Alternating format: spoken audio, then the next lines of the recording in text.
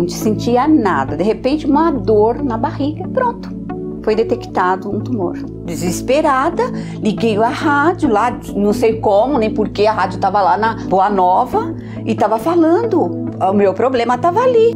Não pode de forma nenhuma a rádio, essa TV, Mundo Maior, terminar. De jeito nenhum. Temos Deus como pai e a doutrina como mãe.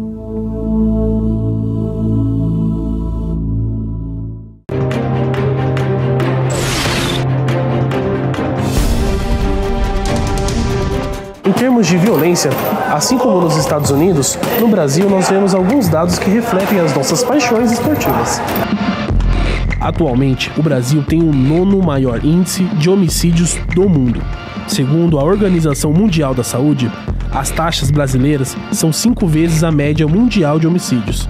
No mundo, essa média é de 6,4 homicídios para cada 100 mil pessoas, 1/5 dos números brasileiros. Na África, a média é de 10 mortes a cada 100 mil, contra apenas 3,3 na Europa. O continente mais afetado pela violência é a América, com 17,9. A violência no Brasil reflete o que foi feito desde que ele foi descoberto até agora, né?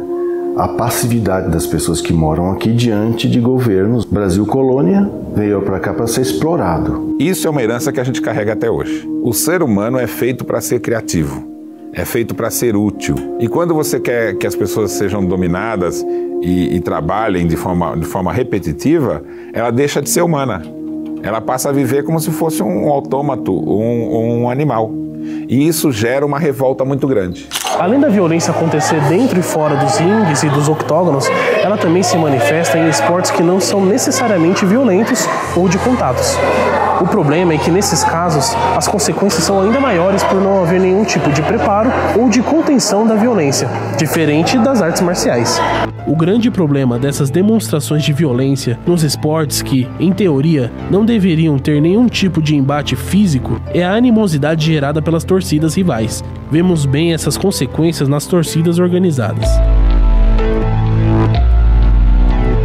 As torcidas organizadas dos clubes argentinos são conhecidas como Barra Brava, e elas atingem não só o futebol, mas toda a sociedade. La Doce, ligada ao time Boca Juniors, é incomparável em termos de comportamento violento e transgressões às leis, não apenas pelo confronto contra as torcidas, mas pelo crime organizado e venda de drogas, que não raramente acaba em traição, prisões e mortes. O negócio da La Doce envolve muito dinheiro, funcionando como uma mistura de organização mafiosa com uma grande empresa. Já no caso da torcida da Lazio, as coisas ficam ainda pior. Historicamente ligada ao fascismo, vinculada ao ditador Benito Mussolini, a Lazio tem uma das torcidas mais intolerantes e violentas da Europa. Cantos racistas e confrontos são comuns nos jogos da equipe. Muitas vezes é possível perceber suásticas presentes na torcida Laziale, no Estádio Olímpico de Roma. O centroavante Paolo Di Canio costumava comemorar seus gols junto à torcida com a saudação nazista. Eu acredito que outros jogos, eles sublimam isso. Por exemplo, futebol é uma guerra.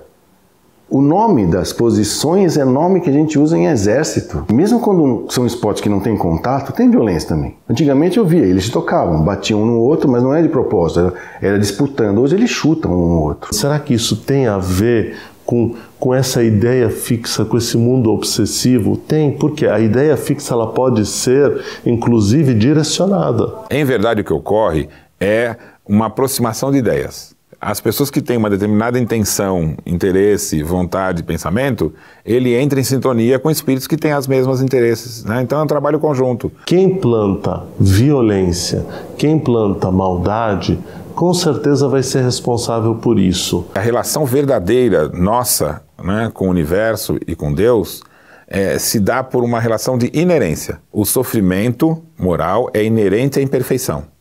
E o que é imperfeição? É o hábito equivocado. Então, quando você cria um hábito equivocado, ele traz inerente em si um sofrimento, um mal-estar. Quando assumimos uma posição contra a violência, é muito importante ter em mente que esse tipo de entretenimento, seja nas lutas de UFC, ou nas novelas, ou nos filmes da TV aberta, as consequências são as mesmas. Então, para mudar esse tipo de atitude, de pensamento, a gente precisa parar de consumir conteúdos que valorizam e glamorizam a violência vazia, seja ela qual for. Eu diria para você que essas pessoas que optam por assistir esse tipo de programa estão praticando a mesma violência. As pessoas no seu cotidiano não prestam atenção no que vai gerar o clima psicológico da sua vivência. Então, não só a violência está presente em esportes, na televisão, está presente nos noticiários, está presente até nas novelas. O que o Datena faz, esses programas faz, é aproveitar também dessa, que a gente chama de curiosidade mórbida, né? Que é o que faz os carros parar na estrada para ver se tem algum pedaço de gente no meio da rua, né?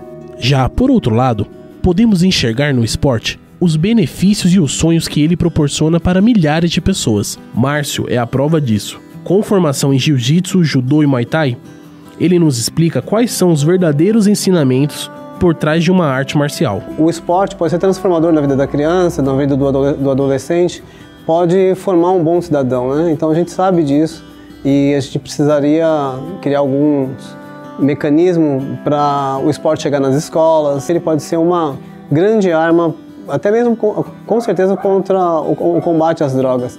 Acho que a educação e o esporte deveriam andar de mãos dadas, principalmente em comunidades mais pobres, né, que deveria ter esse apoio. O planeta Terra é um grande cenário construído por Jesus a pedido de Deus, em que nós viemos para cá encarnar nessa situação, vivendo circunstâncias, vivendo personagens, vivendo crenças, ideologias, apenas para fins psicopedagógicos do Espírito que é eterno. Enquanto a vitória tiver mais importante que a paz e a arte de viver em paz, a gente não vai conseguir ir para um mundo de regeneração. E o esporte pode ser uma grande disputa artística. Tainá é aluna de Márcio e descobriu na luta uma nova filosofia de vida, mais centrada, segura e com disciplina.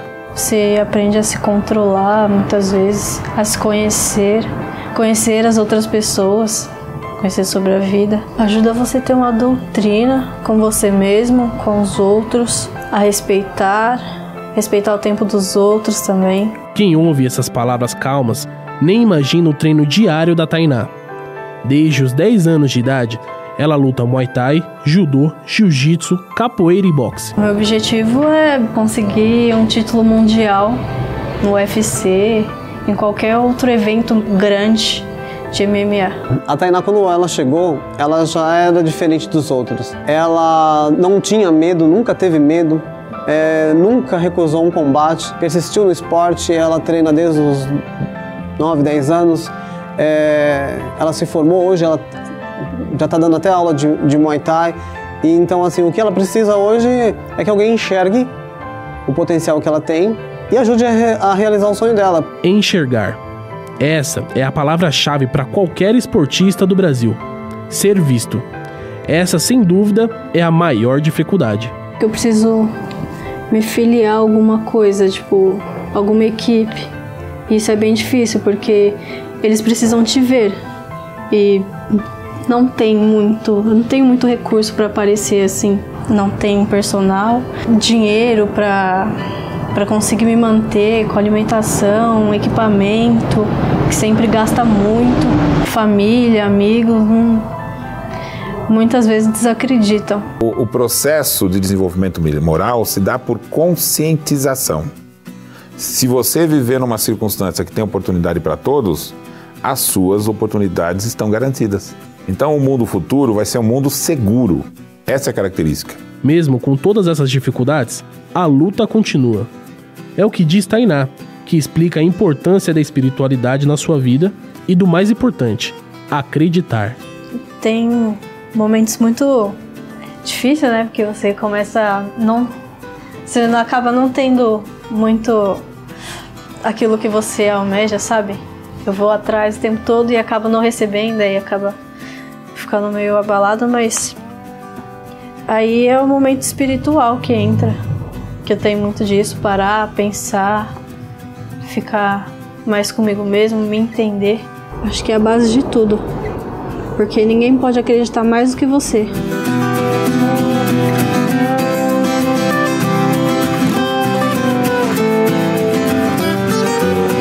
A violência nunca é a resposta.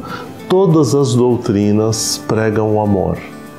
E nós ainda estamos em doutrinas porque ainda somos violentos. Tente praticar a cultura de paz. Quando você identifica seu sentimento e você fala de como você se sente diante da ação do outro. O Espiritismo demonstra que toda luta pela liberdade, né, toda luta pelo extermínio das desigualdades é o que vai tornar um mundo melhor.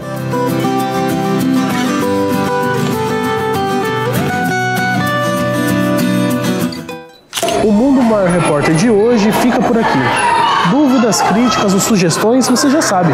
Mande um e-mail para o mundomaiorrepórter@feal.com.br e não se esqueça de se inscrever no canal da TV Mundo Maior para receber mais conteúdos como esse. A gente se vê na próxima. Tchau, tchau.